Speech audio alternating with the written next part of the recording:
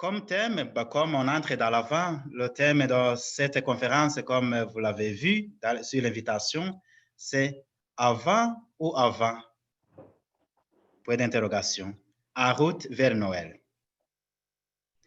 Déjà, je le dis en commençant que le français n'est pas ma langue maternelle. Mais je me dis que pour vous aussi, dont le français est la langue maternelle, vous avez, quand vous étiez enfant, vous avez connu la difficulté d'écrire le son en avec e ou avec a. Et peut-être encore maintenant, vous avez le même problème que moi de différencier en et a. En avec e et en avec a. D'où la question, est-ce que c'est l'avant avec e ou l'avant avec a? Mais libérons-nous un instant de ces contraintes orthographiques et voyons quel bénéfice retirer d'un temps liturgique que l'on nommerait avant, avec un. L'avant avec un, c'est bien sûr ce qui nous assure de l'après. Si l'on peut dire avant, c'est toujours après coup, après l'événement. Soit parce que celui-ci s'est déjà produit et se répète, soit parce qu'on s'est assis au bord du chemin et qu'on regarde en arrière.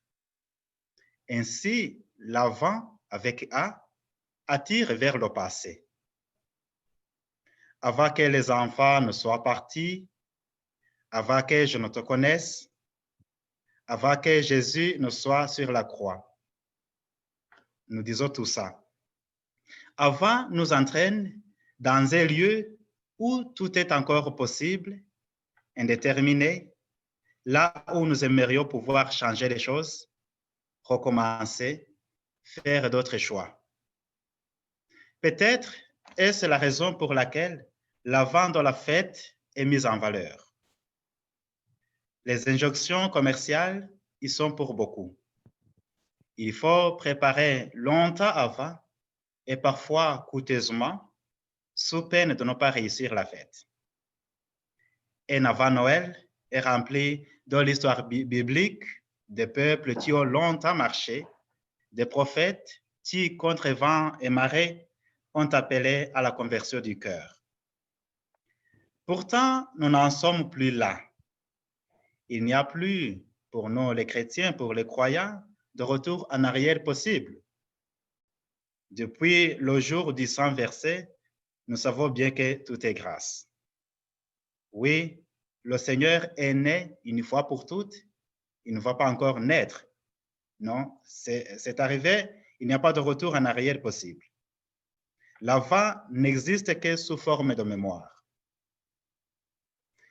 Noël, comme mémoire de la venue du Seigneur, nous oblige donc à passer de l'avant avec A à l'avant avec E, à choisir de renoncer au un, donc l'avant avec un. J'y renonce pour commencer l'avant, la période dans laquelle nous sommes, avec E. L'avant avec un prend le deuil. Et si nous voulons vivre avec le Seigneur dans la crèche et le Fils de Dieu au Jourdain, il faut entendre advenir dans l'avant, l'avant avec E. L'avant avec E signifie la venue, l'avènement du Seigneur. Le Seigneur vient vers les humains. Lui, le Dieu invisible, s'adresse aux hommes comme à des amis et les invite à partager sa vie divine. Dès lors, la question n'est plus de préparer sa venue, mais d'en vivre. Car il y a là une question de vie. C'est dire que l'avant nous ramène surtout à la vie présente. Une vie d'espérance du beau retour du Seigneur qui se nourrit du souvenir de sa descente à notre chair. Mais je me pose la question, et je vous pose la question, est-ce que espérer un événement qui s'est produit voici plus de 2000 ans, n'est-ce pas absurde? qu'attendons-nous au juste en sautant de l'avant? Et c'est à cette question que je vais essayer de répondre, comme vous le savez, en 3 points. Ça sera toujours 3 points. Et je vais utiliser les évangiles de premier dimanche d'avant. Donc, les 3 points, au fait, ce sera les 3 dimanches. Je commencerai par apprivoiser l'absence, puis nous inviter à être attentifs pour enfin avoir la joie d'être nous-mêmes. Commençons par apprivoiser l'absence. Vous êtes au courant de la récente lettre encyclique du pape François, Fratelli Tutti, sur la fraternité et l'amitié sociale. Probablement que vous l'avez lu, mais pour ceux qui ne l'ont pas encore lu, au premier chapitre de cette encyclique, le pape fait un triste constat de l'illusion dans laquelle nous ont embarqué les promesses d'une société mondialisée. Cette société, dit le pape, nous rapproche, mais elle ne nous rend pas frères. Nous pataugeons dans les ombres des mondes fermés. Un monde où le désespoir et la méfiance sont au menu. Nous sommes dans une société où les polarisations qui ne favorisent pas le dialogue et la coexistence sont comme devenues choses normales. Oui, s'il dit que dans nos sociétés, nous voyons de plus en plus les personnes qui semblent mériter d'être sacrifiées et qui sont marginalisées, s'il dit que l'inégalité des droits et les nouvelles formes d'esclavage poussent comme des champignons, et s'il ajoute encore que l'on assiste à une détérioration de l'éthique et l'affaiblissement des valeurs spirituelles, eh bien, je crois que le pape dit tout haut ce que tout le monde pense tout bas. C'est vrai dans la société, mais c'est aussi vrai dans l'Église. On a l'impression que tout s'effondre. Les croyants et les croyantes sont pris en tenaille entre deux discours extrêmes. D'un côté, il y a une méfiance irréductible envers la religion. De l'autre, il y a une Église qui semble ne pas avancer et qui semble porter sa foi comme une passion triste. Je prends ces mots du livre de Jean-Claude Guillebeau, La foi qui reste. Et en regardant combien nos églises sont vides, comment on les reconvertit en hôtels car les mairies ne les restauraient pas pour bénéficier d'un patrimoine touristique, on se pose justement avec peine cette question de Jésus. Quand le Fils de l'homme viendra, trouvera-t-il la foi sur la terre? Mais je crois que la question la plus intrigante serait de se demander où est Dieu dans tout ça? Si, comme je le disais dans l'introduction, Dieu est venu, si Dieu s'est fait chair, qu'il a habité parmi nous, comme nous le disons quand nous prions l'Angélus, eh bien, je me pose la question, ce Dieu a-t-il déménagé sans préavis? Et s'il est là, je me retrouve comme Isaïe en train de crier, comme il le disait, on l'entendait hier dans la première lecture. Pourquoi, Seigneur, nous laisses-tu errer hors de tes chemins? Et le problème, c'est que avec l'évangile que nous avons entendu hier, l'épisode de l'évangile de Marc, chapitre 13, versets 33 à 37, dans cet évangile, Dieu est portrait comme un homme qui est parti en voyage. Ce qui semble nous confirmer que la vie humaine se passe dans une maison dont le propriétaire est absent, parti en voyage. N'est-ce pas là une cruelle déception qui peut engendrer parfois la révolte, le doute ou le désarroi? Peut-être. Mais c'est bien là où nous devons arracher le message de l'avant. Au fond, l'absence peut être vécue comme une grâce. Et c'est bien justement là où la période d'avant veut nous amener. Vivre l'absence comme une grâce. Ça sonne un peu pieux, et pourtant, c'est notre expérience quotidienne. Dans notre expérience quotidienne, nous vivons l'absence souvent comme une grâce. Si vous voulez les exemples, je vais vous en donner. Mais dans le quotidien de notre vie, l'absence, le manque, le vide nous met au cœur une soif, un désir insatiable.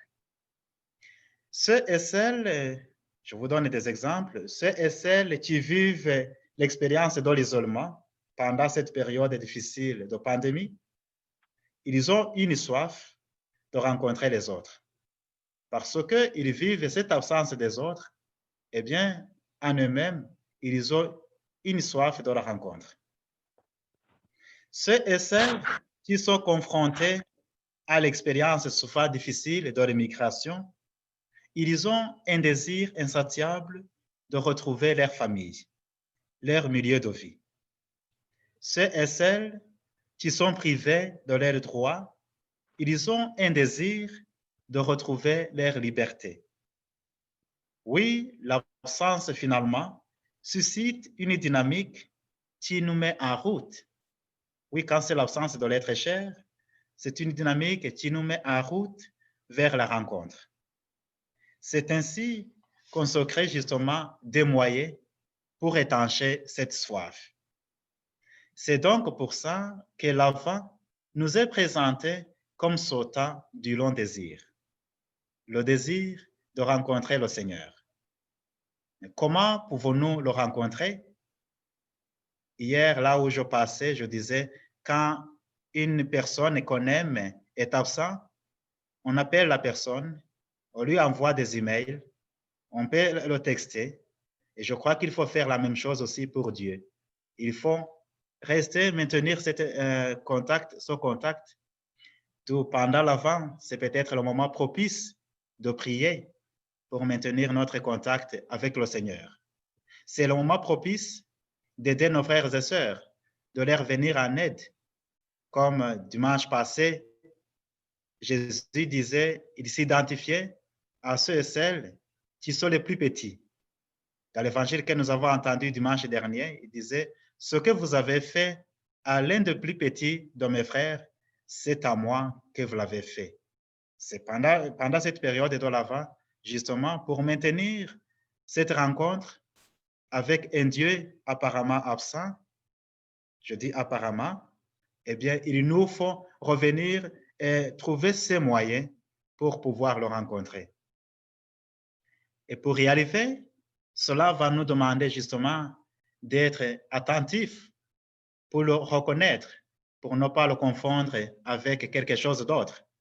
D'où le deuxième thème, le deuxième point, être attentif, que j'ai tiré des lectures de dimanche prochain, le deuxième dimanche d'avant. Dans l'évangile de Marc, au chapitre 1, l'évangile que nous lirons dimanche prochain, nous entendons Jean-Baptiste qui crie dans le désert. Et il dit, préparez le chemin du Seigneur, rendez droit ses sentiers. Ainsi, je pense, pour étancher notre soif de Dieu, pour répondre à notre désir, il y a un préalable. Nous devons nécessairement emprunter le chemin du désert. Vous diriez, le désert encore? Ouf! Tout sauf le désert. Et je vous comprendrai, surtout quand on s'en tient à ce que communément nous appelons le désert.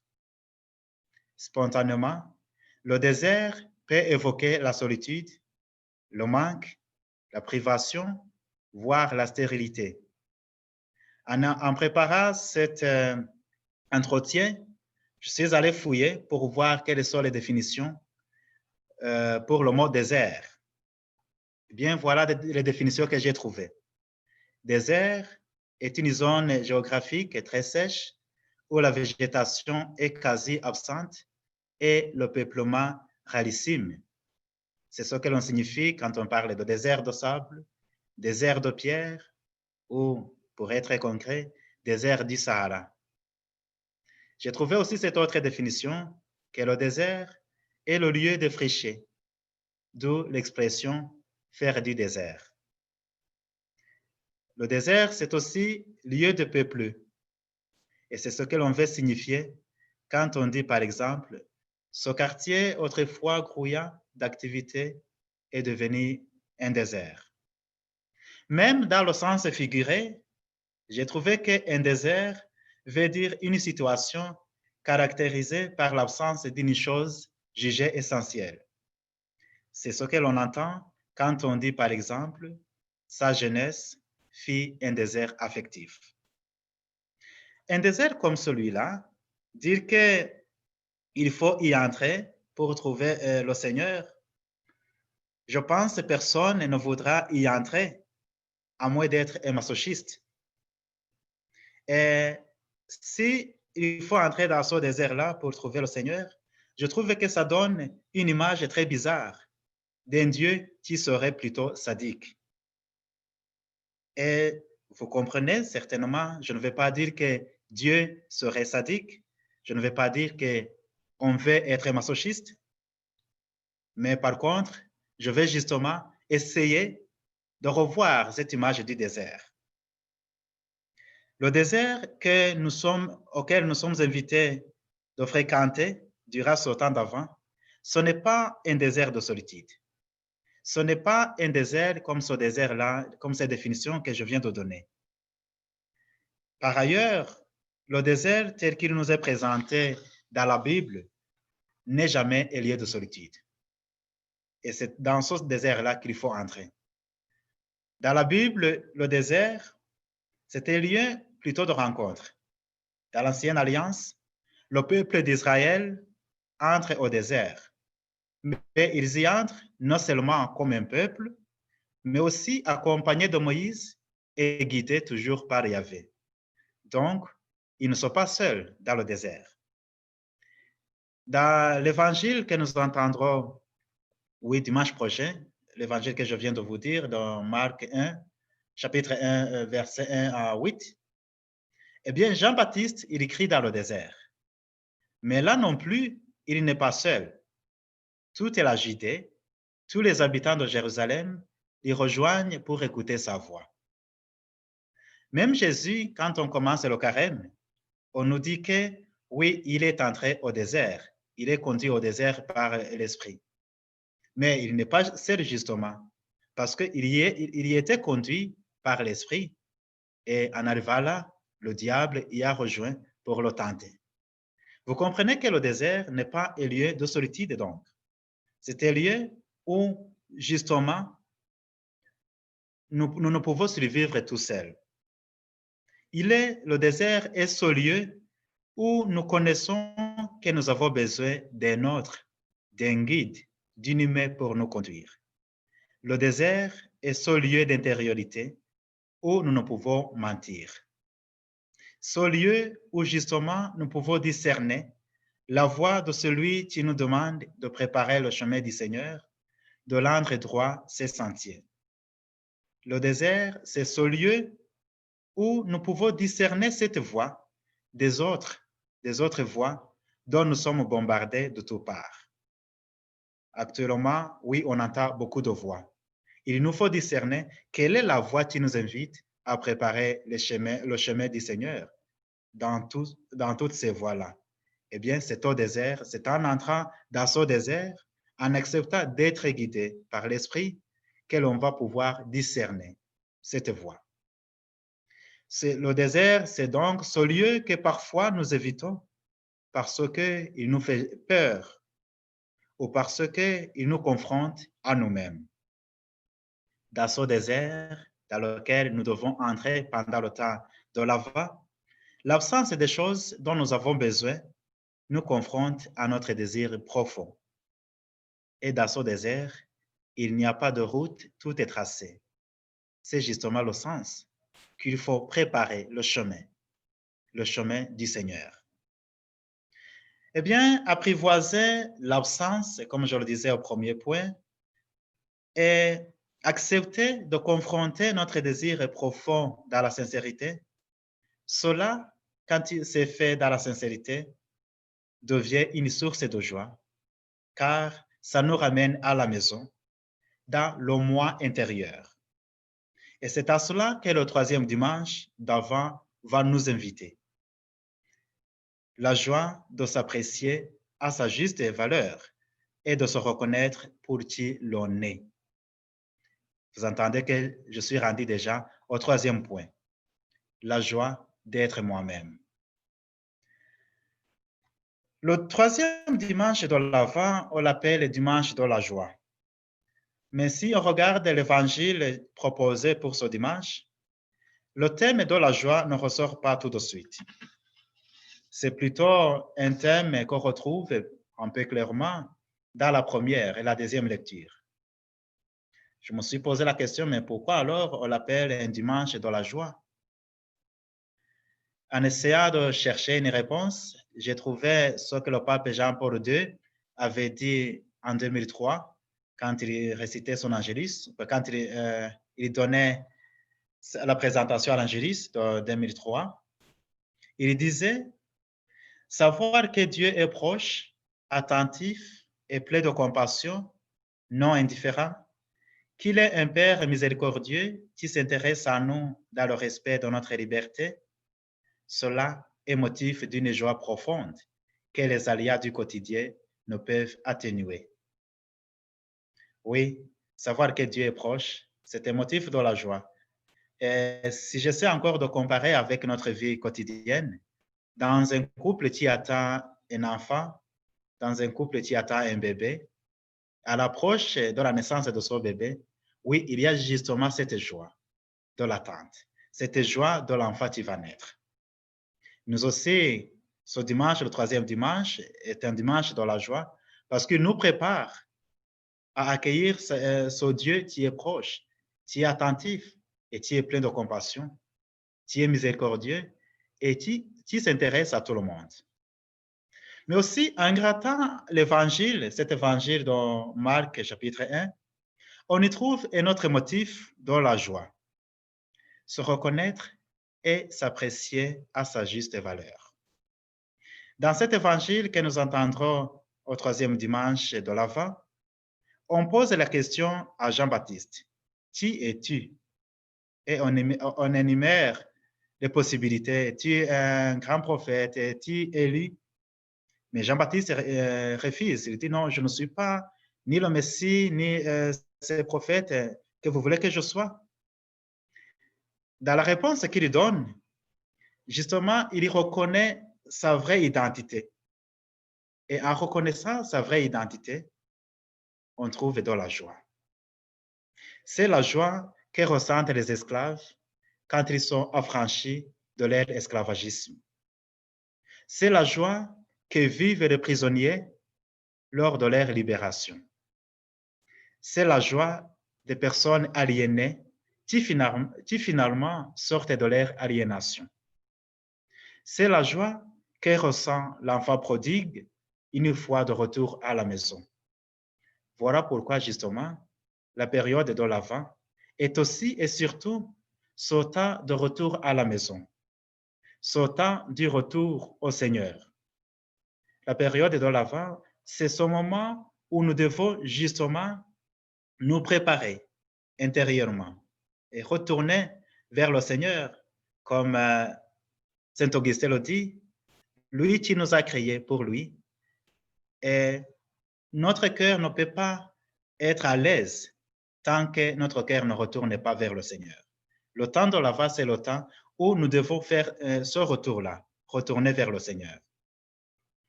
Et y trouver de la joie, parce que personne n'est exclu de cette joie que nous apporte le Seigneur. Ça me tente de ne pas conclure ce point. Ça me tente de terminer, de vous laisser en ce point de suspension, de ne pas conclure aujourd'hui, parce que je trouve que ça introduit notre prochain entretien, qui sera, je vous annonce déjà le titre, « Connais-toi toi-même et tu rencontreras le Seigneur ». et un itinéraire de la conversion. Oui, je vous laisse avec ces points de suspension pour voir est-ce que vraiment, pendant ce temps de carême, j'arrive à apprécier et à vivre cette absence, à apprivoiser cette absence et trouver que dans l'absence, on peut trouver une grâce. Est-ce que pendant ce temps de carême, j'arrive à me détacher des choses qui m'occupent toujours pour essayer d'écouter la voix de celui qui crie dans le désert? J'arrive à trouver du temps de sortir des choses que je fais chaque jour pour essayer de discerner cette voix. Est-ce que pendant ce temps de carême, j'arrive à me reconnaître moi-même, à accepter qui je suis comme créateur et à laisser Dieu être Dieu? Merci.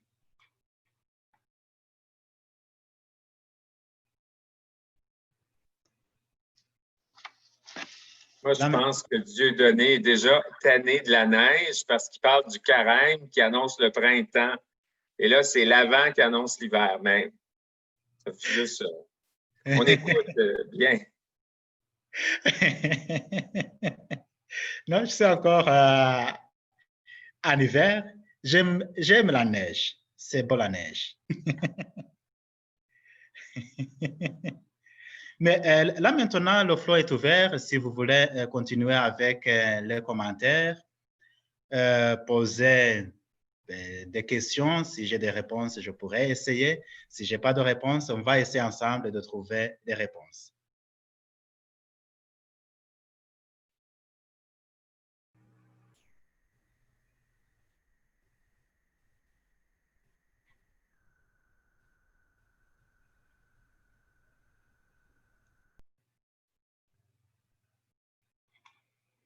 Ne désertez pas le désert.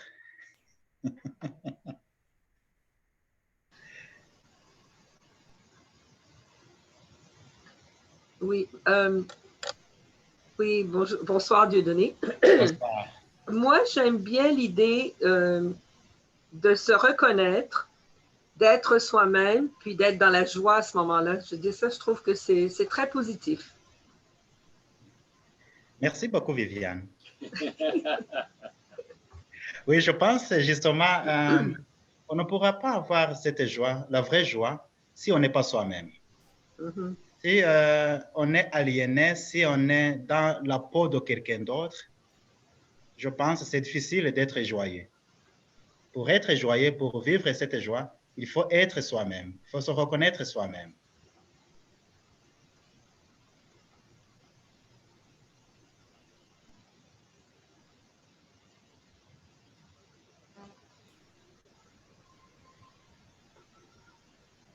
Oui, Germain. Bonsoir. Bonsoir.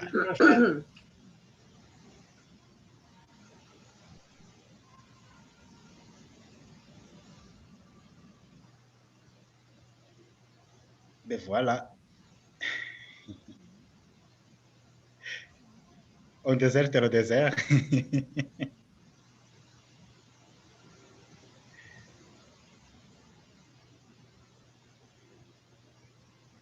Oui, Jean Damascène. Merci, Frère Dieudonné. Et merci d'abord de ce dont tu viens de nous partager là.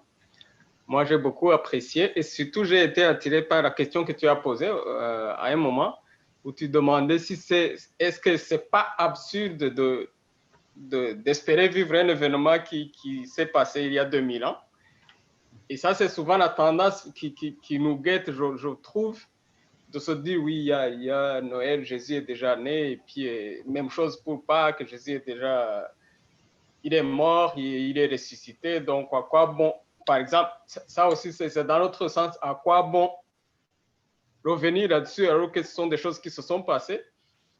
Et je crois aussi que dans d'autres croyances aussi, on peut voir cette tendance de dire, voilà, on ne fête pas Noël parce que ça est déjà passé là. Mais la façon dont tu as introduit les 3 points, ça nous permet justement je trouve que ça nous permet d'entrer dans cette période très cruciale pour nous et pour renouveler cette relation qu'on a avec Jésus qui est né pour nous. Et puis, et pour s'écarter justement de tout ce qui nous occupe au quotidien et revivre cet événement qui nous a apporté de la joie. Et je me suis arrêté surtout sur le deuxième point d'être attentif, parce que ça nous manque souvent aussi, je trouve. En rencontrant Jésus, je pense qu'on a besoin d'être attentif, aussi de lui laisser nous parler. Parce que dans la prière, on lui parle souvent, on aime lui parler, mais le temps de le laisser nous parler aussi, je pense que c'est très important et ça pourrait nous aider à se préparer à...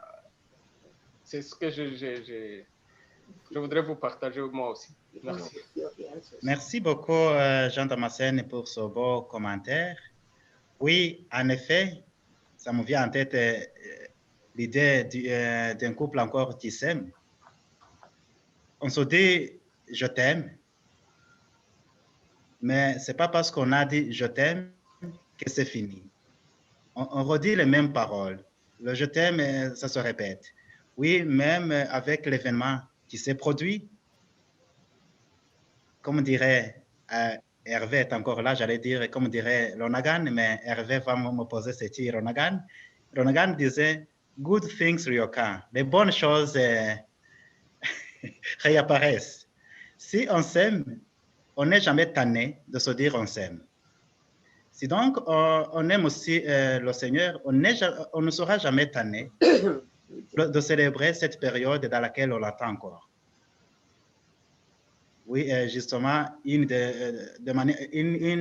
façon de le faire, c'est d'avoir cette attention parce que ça risque d'être une routine aussi. Si on n'est pas attentif, ça risque d'être une routine qui finalement est vide de sens. Donc, il faut justement être toujours attentif. Merci, Jean Damascène.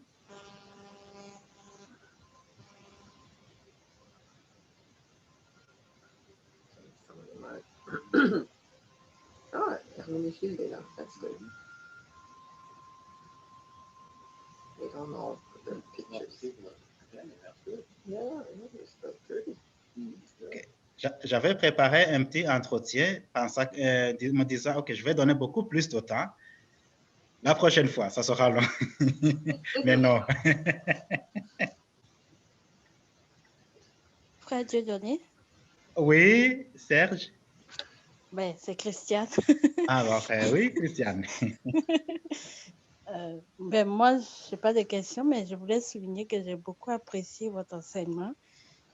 Et surtout, lorsque vous avez parlé du désert, qu'on peut vivre des déserts, et que dans ces déserts-là, on n'est jamais seul. Vous avez donné l'image de Moïse qui a conduit le peuple au désert. Je n'avais jamais relevé cet aspect. Et également aussi Jésus, même qui n'était pas seul, qui était avec le malin. Donc pour dire qu'on n'est jamais seul. On espère être toujours avec Dieu. Puis c'est ça l'espérance qu'il faut avoir. Puis même si le malin rôde, on a la prière, l'exemple de Jésus dans le désert avec le malin, la prière et la parole de Dieu. Donc, je voulais dire merci pour ce bel enseignement.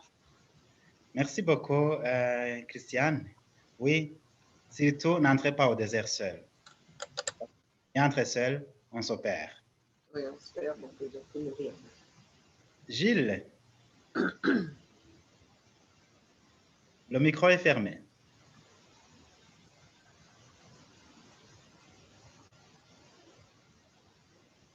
Ah, ça. Ah. Ouais, disons, dans le moment, avec tout ce qui se passe au niveau du COVID et tout ça, je ne peux pas dire que, personnellement, que je suis tellement dans la grande joie.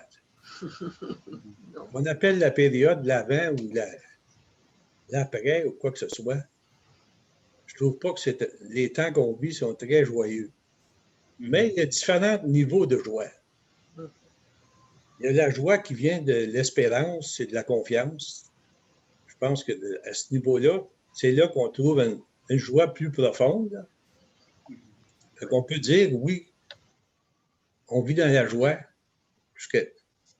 parce qu'on a confiance en Jésus, puis on a confiance au bien que les gens font les uns pour les autres, comme des frères et des sœurs, là, à plusieurs niveaux. Fait que, au point de vue du quotidien, je ne suis pas tellement porté à penser qu'il faut que j'abandonne les choses quotidiennes pour essayer de trouver du temps pour Jésus. Là. Je pense que c'est plus de vivre le quotidien plus intensément, en prenant plus conscience de la valeur de ce qu'on fait, puis de la raison pourquoi on le fait. Mais pas de changer vraiment nos manières de faire, mais le faire avec plus d'ardeur, puis plus de confiance, puis plus de... Un autre point de vue, comme demain après-midi. Plus intensément. En tout cas, disons, je me laisse inspirer personnellement dans les temps qui passent par les paroles du pape François, puis d'autres personnes que je pourrais dire, comme John Lewis aux États-Unis, qui nous a demandé quand on voit des choses qui ne sont pas justes, qui ne sont pas des choses qui méritent d'être corrigées, d'agir, puis lui, il disait « make good trouble ». Mais je pense que les chrétiens, il faut qu'ils agissent pour corriger les injustices, puis corriger les choses, puis s'engager davantage. C'est là qu'on va trouver la vraie joie. Merci beaucoup. Ah, pardon. Oui. Merci beaucoup, Gilles. En effet, trouver la joie dans l'absence, ou bien trouver la grâce dans l'absence, ça ne veut du tout pas dire de s'évader de la réalité. Il faut pouvoir regarder cette absence, pouvoir contempler cette absence, mais essayer d'aller au-delà de cette absence que je vis. C'est de trouver le sens qui serait caché derrière cette absence-là. Sinon, s'évader de la réalité et dire « Ah oui, c'est joyeux », non, ça serait plutôt un danger. Non, trouver la joie dans cette absence, c'est justement cette joie qu'on ressent. Quand, si, par exemple, ton ami partait dans le site, Claudette serait absent à la maison, mais en étant absent à la maison, il y a quand même une joie que tu ressens qu'il va revenir. Que oui, son absence, même si elle part, il y a cette joie dans le sens de l'espérance, justement, que tu indiques dans le sens de l'espérance, qu'elle reviendra. Ça ne veut pas dire qu'on ne remarque pas son absence.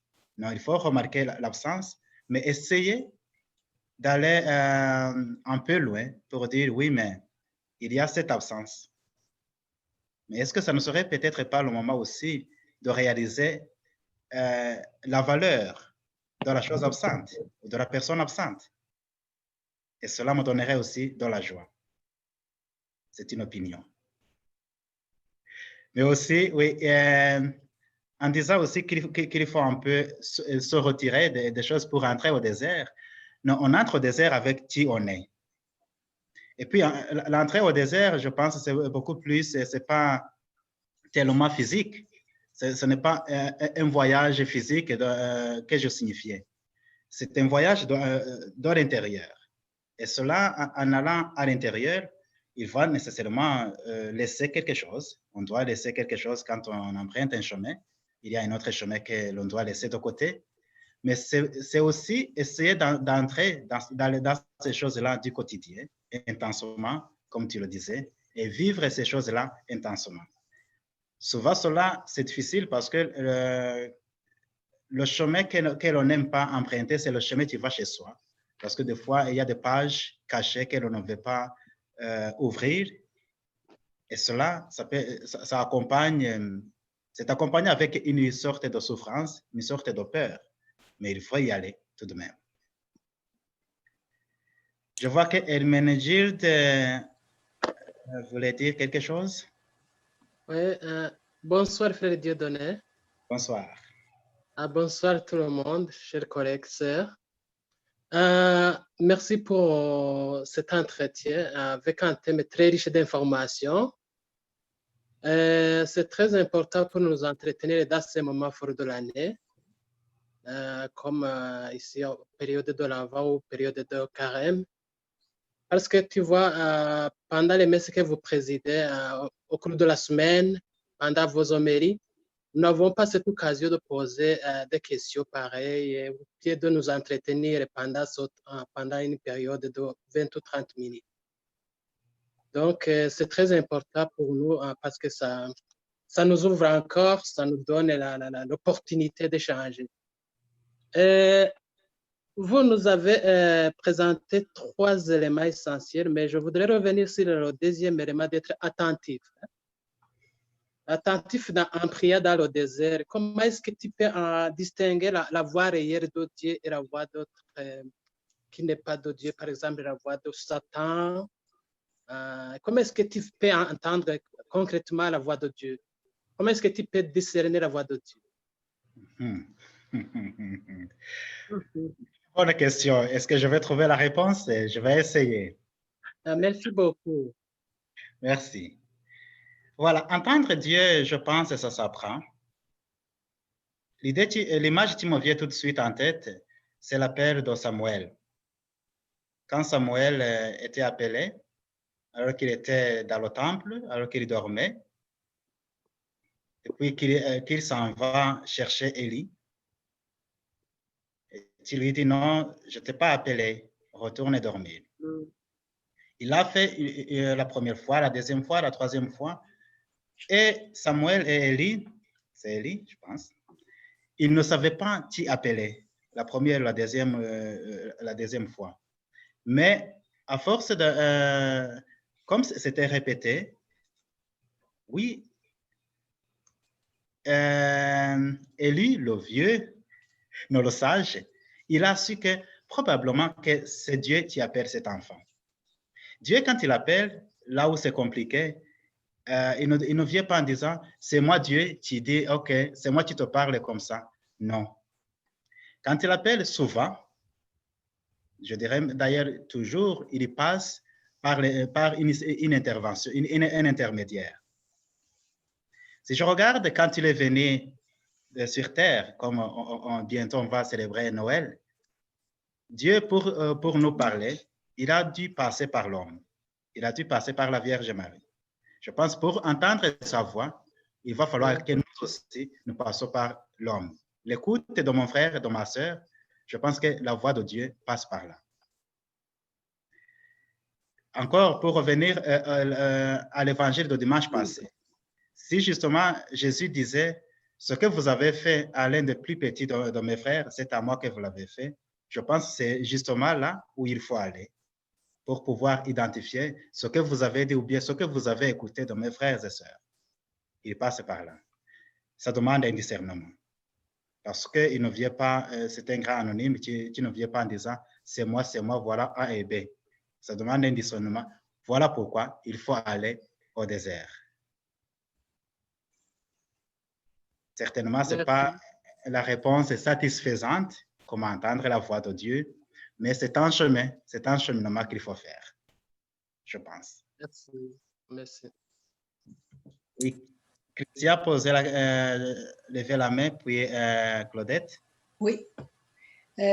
Moi, je trouve qu'on voit Jésus, c'est lorsqu'on fait plaisir à quelqu'un, lorsqu'on l'aide, lorsqu'on l'écoute, puis on voit son sourire. Je pense que c'est comme ça que moi, je vois que ce que j'ai appris, comment j'ai appris d'être à l'écoute des autres, ben, c'est ça qui me dit, ben, si je lui vois son sourire, ben, c'est ça, j'ai vu Jésus dans ça.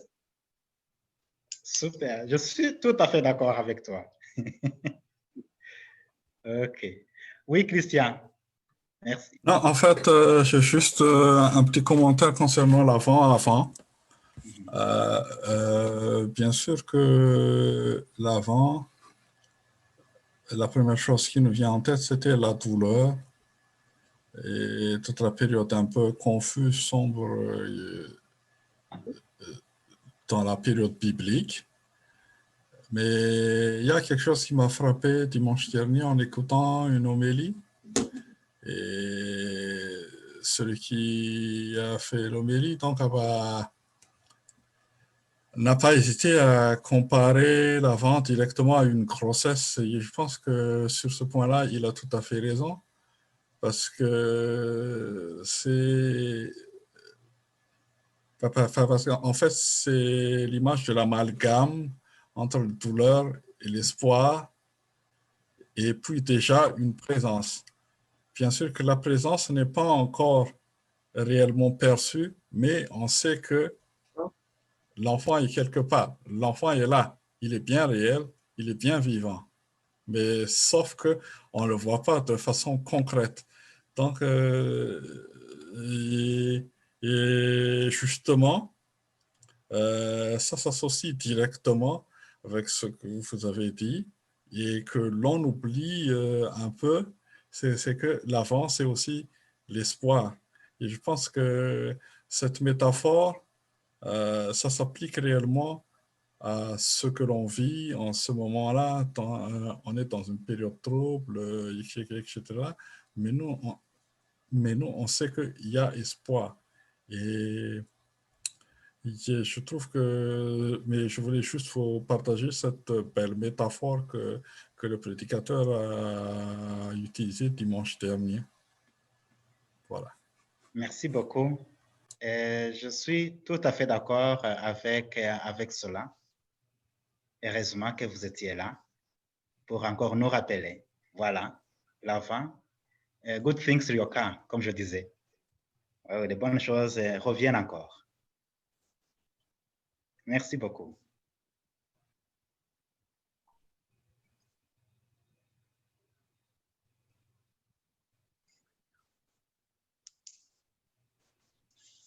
Pas d'autres commentaires?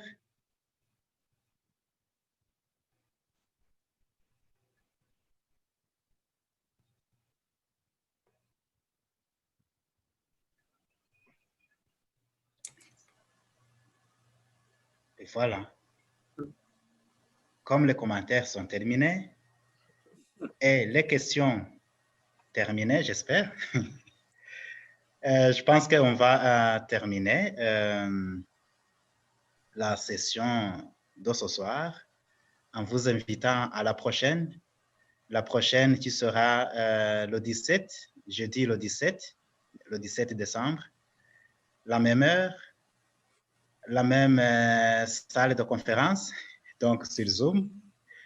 Et comme je vous l'ai dit, ça portera sur le thème, c'est « Connais-toi toi-même ». Ceux qui ont fait la philosophie comprendront tout de suite que ça vient de Socrate. Et tu rencontreras le Seigneur. Double point, une itinéraire de la conversion. Comme ça sera au moment où on approche la fête de Noël et que malheureusement, cette année, on ne pourra pas se rencontrer pour la célébration communautaire du pardon, on va essayer de réfléchir sur cet itinéraire de la conversion. Et éventuellement, essayer de le faire de sorte que ça nous aide à ce qu'on se prépare pour cette semaine qui précède Noël, à aller, oui, à retourner vers le Seigneur, à faire ce retour-là vers le Seigneur comme le Fils prodigue. Voilà, je vous remercie.